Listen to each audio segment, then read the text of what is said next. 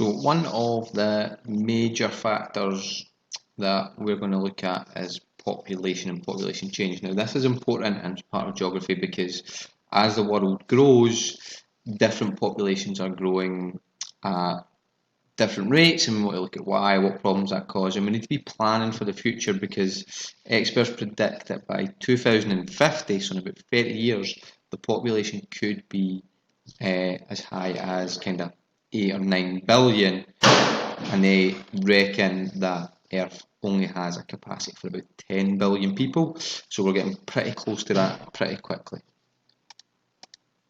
So, I'm going to move myself to the corner again. So, how do we measure population? So, how do we know roughly what the population is? Now, we don't know exactly, but we can have a quite well-educated guess. So, we measure population by the number of people in millions. We measure population density, so how cramped and crowded different places and countries are. We measure population distribution, so where actually do people live. We measure the birth rate, which is the amount of babies born per 1,000 people of the population. We measure death rate, which is how many people die per 1,000 people of the population. We measure infant mortality rate, which is how many young babies die before the age of 1. And then from there we can work out and measure population growth, so how fast is the population growing, so we can make predictions about when we're going to hit major milestones. So, looking at natural increase is the birth rate minus the death rate equals natural increase or decrease.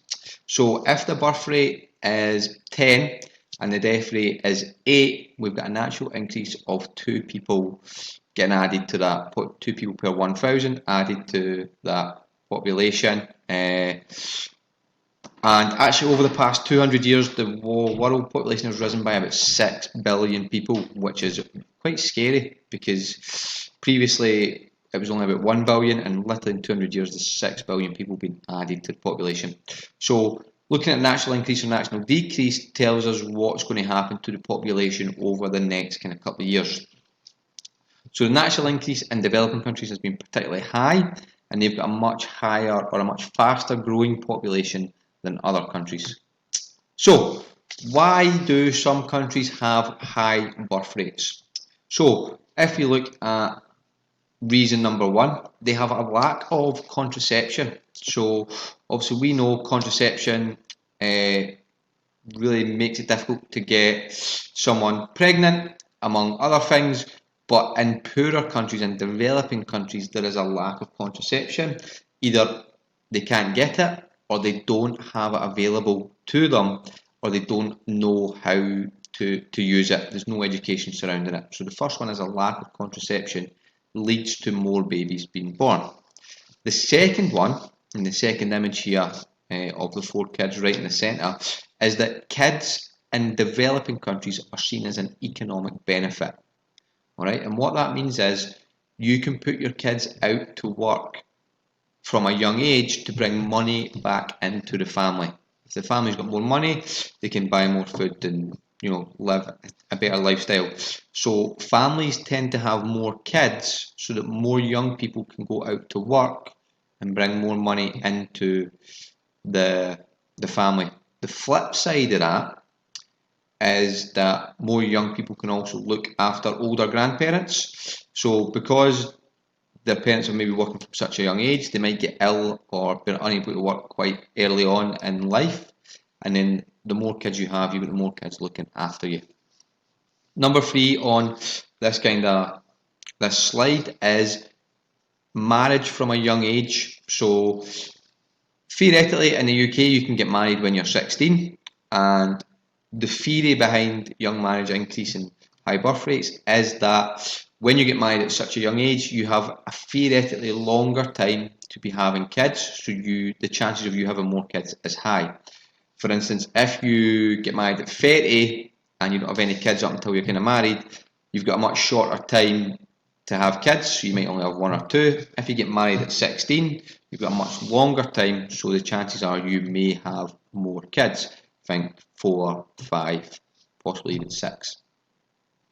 The bottom one, pretty sad, but infant mortality rate. In developing countries, there's lots of disease, they don't have really good healthcare, so there is a high chance that your child might die before they reach the age of 1 from not eating enough, from diseases, from things that in the UK and Scotland aren't much of an issue. So if you know that your child might die, or you have a child who's died, in developing countries because of reason number 2, you might have more kids. So you might have 10 kids in total, and for example, 3 might die at a very young age. You still have 7 kids to go out and work and bring money back into the family, and you still have 7 kids to look after you when you get older. Uh, Reason number 5 then is a lack of education for women.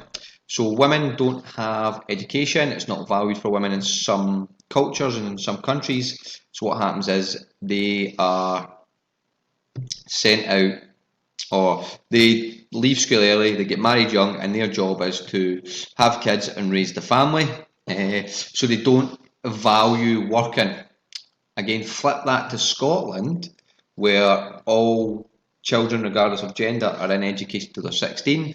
Women go out and get a job, go to university, and they focus on a career before having kids, so it links into having less time to have kids. Whereas if you are only seen as the person who raises the family, more likely to have kids, you're more likely not valuing having a job and only valuing family and kids. Alright?